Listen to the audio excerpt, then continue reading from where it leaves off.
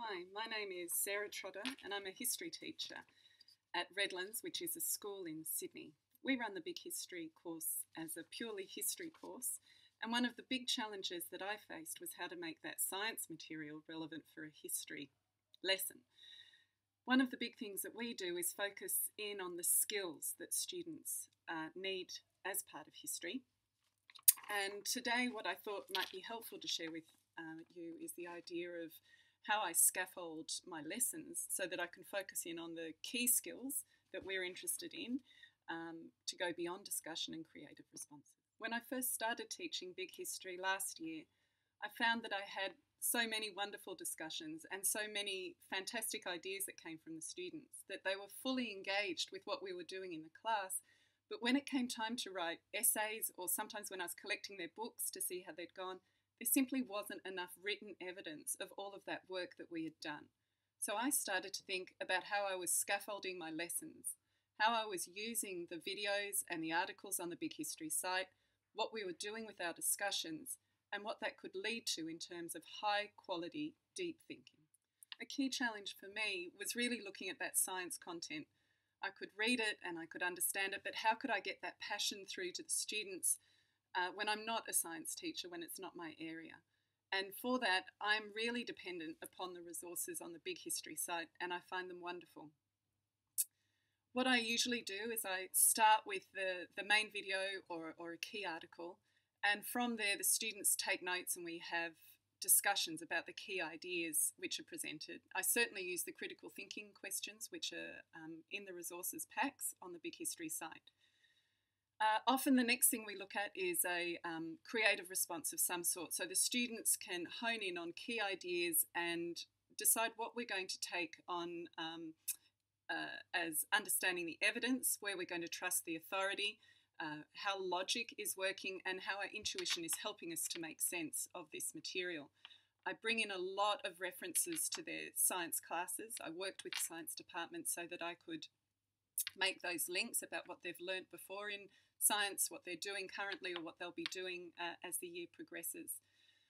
From that creative response and the discussion-based responses, I then scaffold through to a more formal written activity so that we can understand the deeper meaning of it, is for students to work in small expert groups where they access some of the material and strive to understand the content. From there, those expert groups spread out and reform so that there is one expert from each group that come together and share their findings. It's a basic jigsaw activity, but it works very well. Once the students have worked in their expert group plus their cross group, it's important to go back to the individual work that they do so that no one is dependent upon someone else's understanding and that it doesn't replace their understanding. I've attached a lesson activity to this talk, which I hope you'll find helpful. It's on our changing views of the universe, and it's a lesson or maybe two lessons that I use in Unit 2. Students start by watching the main video on how did our view of the universe change, and from there they individually take some notes. Once we've got that whole class overview of the topic, they break into expert groups, and each group has a look at one of the biographies: Ptolemy, Galileo Galilei, Copernicus, Newton, and Hubble. In that small group, they read the article together, help each other to find the key meanings, and ensure that they understand what that person contributed to our changing views of the universe. Once they have that expert knowledge, they reform their groups so that there is one expert for each personality in the new group. They share their understanding, have a strong discussion, I hope, and I walk around the room to make sure that they're staying focused, and then answer some key questions.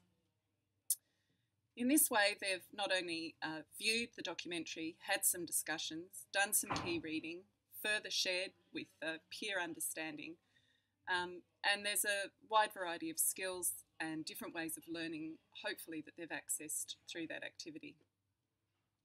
To wrap it all up, they individually write formal paragraphs.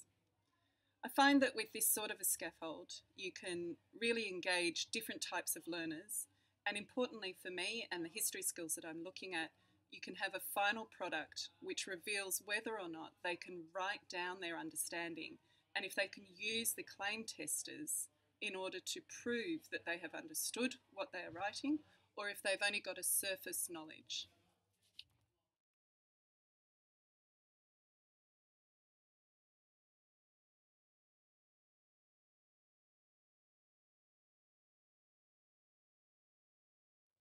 I've attached another science-based lesson for you, for all the history teachers out there, called How Did the Earth and the Solar System Form? In that case, it's a 3-lesson scaffold which takes students through a lot of viewing activities, reading the articles throughout the unit, and also then following through with a more extended formal response. And finally, I've attached an activity for the Age of Adventure, which is a little bit different.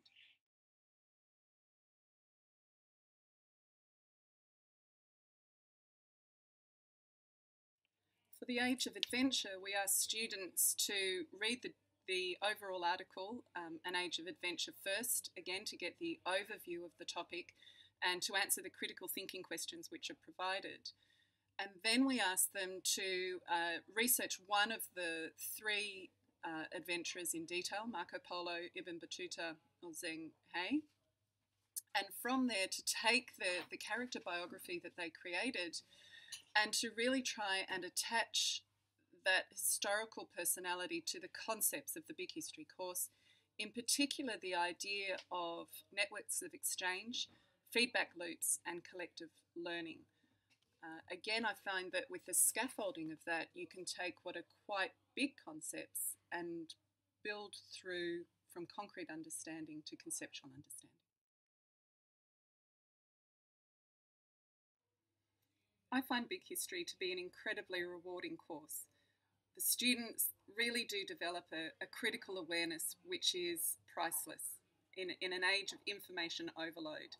And scaffolding helps me to give them the skills to take an area where they are not comfortable in terms of the expert knowledge, especially in the science areas, but where they can make sense of it, decide what they trust, and then really substantiate their claims. And there's nothing more that I could ask for my students.